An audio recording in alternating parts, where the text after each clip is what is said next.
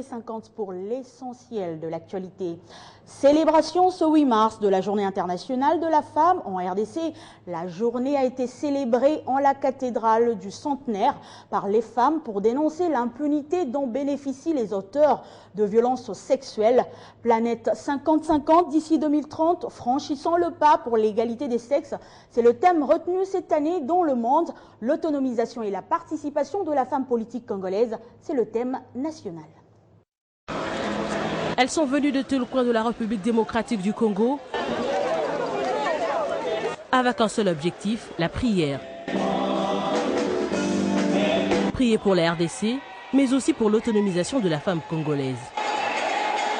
Cette année, en République démocratique du Congo, le 8 mars se confirme par un symbole réel d'adhésion des hommes à l'élan de la promotion de la femme et de la parité pour une masculinité positive. Pour honorer la femme, les différents ministres ont rehaussé de leur présence le Kadongo Mukena, ministre des hydrocarbures, qui prône l'égalité des chances dans son cabinet. Je demande à toutes les femmes de la RDC de mériter la parité, de faire un effort dans différents domaines. Dans les domaines politiques, là où moi je me retrouve, j'aimerais bien que les femmes partent dans les différents partis politiques pour postuler, pour être dans les institutions du pays, au gouvernement. Et ça sera la joie pour nous, la femme de la RDC. Pour les participantes à ce culte, atteindre l'objectif 2030, c'est aussi à travers la sensibilisation. Par la même occasion, les femmes des hydrocarbures invitent les politiques au dialogue pour une paix effective en RDC. Sensibiliser la femme pour l'effectivité de cette égalité passe aussi par la prise de conscience de la femme elle-même. Déclaration de différentes participantes au sortir du culte. Il s'agit d'une journée non seulement de fête, mais une journée où nous devons nous commémorer que nous avons de droits et qu'en tant que pouvoir public, nous avons l'obligation et le droit de promouvoir la femme, de promouvoir les droits de la femme et de promouvoir l'épanouissement de la femme. Aux femmes aujourd'hui de saisir la journée, aux femmes aujourd'hui de comprendre que la parité est une parité non seulement politique, une parité économique et une parité sociale. Par social, nous entendons tous les secteurs de la vie sont en fait en concours. Nous devons espérer à un développement si nous impliquons la femme, puisque nous disons que la femme constitue la majorité de la population. On ne peut pas concevoir un développement durable en laissant la femme de côté.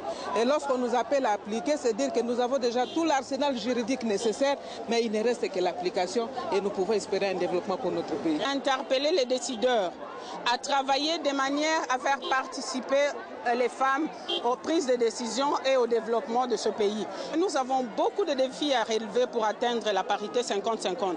Pour moi, la parité 50-50, c'est un idéal. C'est un idéal. D'ici à 2030, nous allons nous fixer des objectifs, mais il faut également que nous puissions planifier des activités qui nous permettent d'atteindre cet objectif. Et puis les femmes guides nationalistes du Palou ont célébré avec faste ce 8 mars la Journée internationale de la femme. Pour ces femmes, il est impérieux de conscientiser l'être féminin afin de l'amener à se prendre en charge. On écoute Chantal Mouozi, 3e secrétaire permanente du Palou. Le Palou, qui dans son programme, titre 6, portant sur la politique sociale, point B, attache une grande importance à la promotion de la femme congolaise. À cet effet, les Palou préconisent des mesures énergétiques allant à l'instruction, à la suppression des pratiques qui maintiennent la femme dans un état d'arriération par rapport à l'homme. Pour notre parti, la libération de la femme ne doit pas s'arrêter au niveau du simple vœu pieux et des slogans, mais doit plutôt se traduire en actes.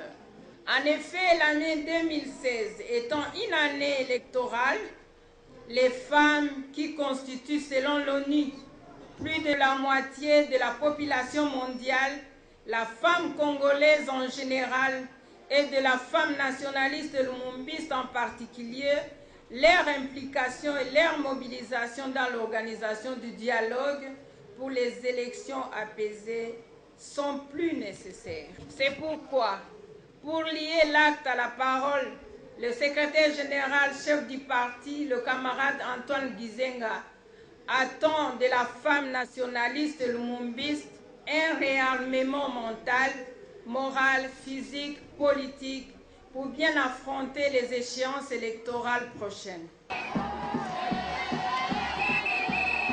Et en marge de la journée de la femme, le groupe Bank of Africa vient de lancer la campagne de sensibilisation en faveur du dépistage du cancer des seins et de l'utérus.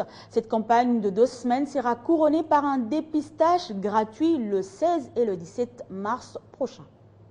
En Afrique, nous avons enregistré 34,8 cas de cancer du col de l'utérus pour 100 000 habitants. Des chiffres qui font froid au dos. Ces 2 cancers occasionnent la mort de plus de 15% des femmes dans le monde, dont plus métriés que le VIH-Sida et le paludisme. Pour y faire face, une sensibilisation en faveur du dépistage volontaire est lancée le lundi 7 mars par la Bank of Africa.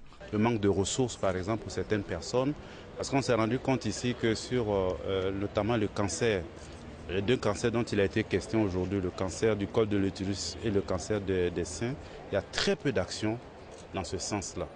Et malheureusement, c'est un cancer qui touche également une population très pauvre. En plein mois de la femme, cette action sociale est vivement saluée dans le monde médical qui voit derrière elle une voie pour la réduction du taux des cancers jusque-là non pris en charge. Pour un premier temps, 500 femmes bénéficieront du dépistage gratuit aux femmes leaders de s'impliquer pour une mobilisation optimale. C'est quelque chose qui nous interpelle, nous les femmes. D'abord, nous apprenons à comment nous prendre en charge nous-mêmes par le dépistage et en plus en tant qu'élus du peuple, à voir comment sensibiliser la base et les autres qui sont autour de nous en tant que leaders, comment encourager la femme à se prendre en charge d'abord par le dépistage. Un geste humanitaire par lequel le groupe Bank of Africa veut donner du temps contre ces 2 maladies prédatrices découvertes tardivement, mais avec un bilan très alarmant. Et puis la journée internationale de la femme, un grand défilé commémoratif a vécu à Kalemi ce mardi. Sous une pluie battante, les femmes du chef-lieu de la province du Tanganyika ont réclamé la parité hommes et femmes. Et puis, dans la province de la Mongala, la célébration a été marquée par un culte œcuménique d'action de grâce avec toutes les femmes de la province autour de la commissaire spéciale Marceline Mondjiba. Le message était centré sur les vertus de la prière et du travail. La commissaire spéciale a appelé les femmes à relever les défis de la parité. Chants d'allégresse, cris de joie, prières de dédicace, la province de la Mongala a fêté comme il se doit la journée internationale de la femme. Toutes les femmes des 4 coins de la province, en tête de liste la première de toutes, Marceline Mondjiba, se sont retrouvées dans la paroisse Saint-Hermès de Lissala pour un culte écuménique d'action de grâce, vœu des autorités de la République.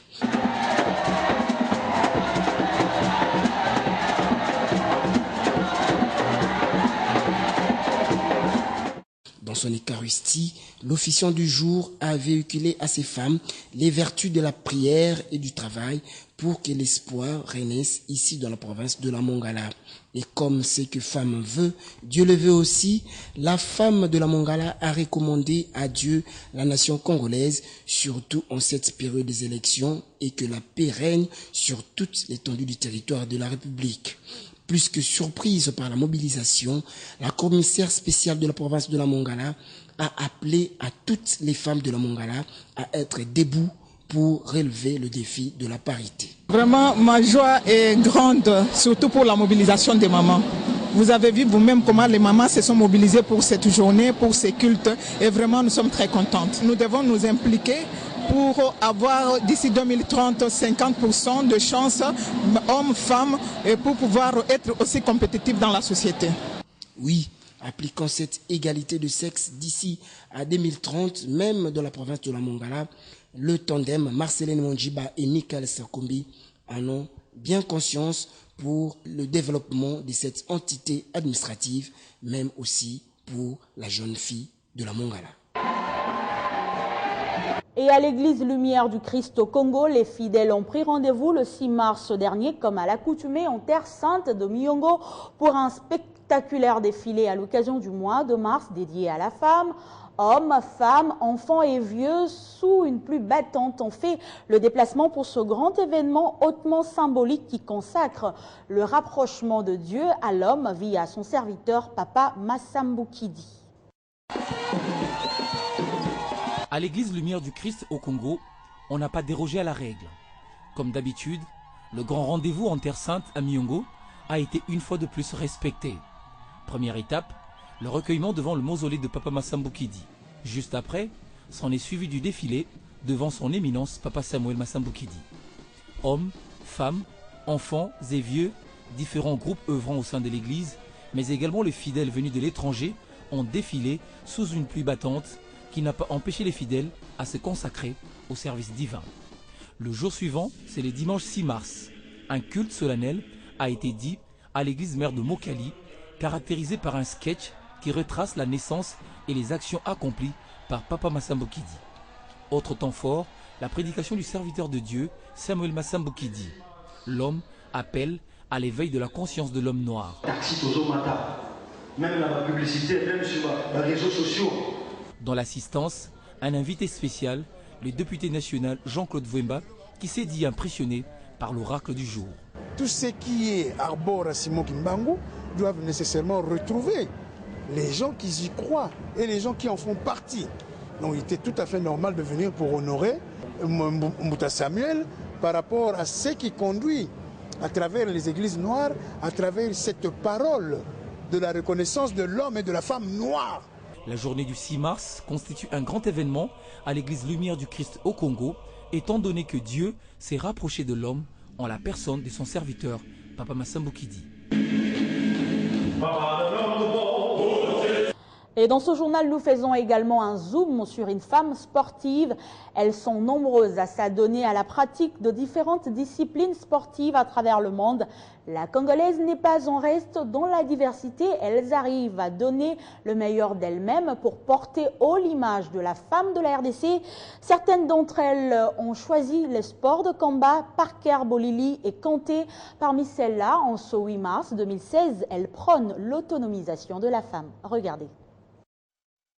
De plus en plus, la femme est appelée à braver la peur et tout ce qui peut l'empêcher de s'affirmer dans le travail, qui, autrefois, n'était réservé qu'aux hommes dans tous les domaines. Et la sportive n'est pas en reste. Aujourd'hui, elles sont visibles dans plusieurs disciplines, et même celles à haut risque. Surtout le sport de combat, d'abord, c'est très difficile, parce que nous avons des risques, et nous avons aussi c'est ce qu'on appelle risque de métier, ce qui nous reste dans la vie aussi. Donc c'est tellement difficile que nous, femmes, pour pratiquer ce sport, on s'est dit on est capable de faire ce que les hommes font et d'accepter les risques. Plusieurs fois médaillée dans différentes compétitions, Parker Bolili est la seule à avoir remporté pour la RDC la médaille d'argent aux Jeux africains de Maputo. Parker appelle aujourd'hui au réveil de la femme sportive, quelle que soit la discipline. Pour moi, en tout cas, c'est l'autonomisation de la femme. Une femme sportive doit se réveiller et faire entendre sa voix auprès du gouvernement. Bolili s'est révélé au monde grâce notamment à sa discipline chérie, le taekwondo, qu'il a hissé parmi les valeurs sûres de la RDC à l'échelle continentale et à travers le monde. C'est donc les sports qui lui a permis de forger son caractère. Au fait de concret, ça nous apporte d'abord la personnalité de la femme. Nous sommes vraiment respectés. Et puis, dans nos caractères, nos habitudes, nous sommes un peu différents d'autres femmes. Ce n'est pas à refuser de faire le sport étant femme, ça ne change rien, au contraire ça rajoute beaucoup de choses. À ce jour, elle compte 8 années de pratique du taekwondo et elle ne regrette rien de son choix, qu'elle combine d'ailleurs avec les études. Autre Autre chose à présent, rendons-nous au Congo central pour parler cette fois de l'audience que le gouverneur Jacques Mbadou a accordée au représentant de la Banque africaine de développement, David Moindo. Les deux personnalités ont parlé de l'état d'avancement de travaux d'installation des équipements, de la chaîne des recettes et des dépenses à travers la province, ainsi que l'étape qui reste à franchir dans le cadre du projet de la réforme de la gestion des finances publiques. Le Congo central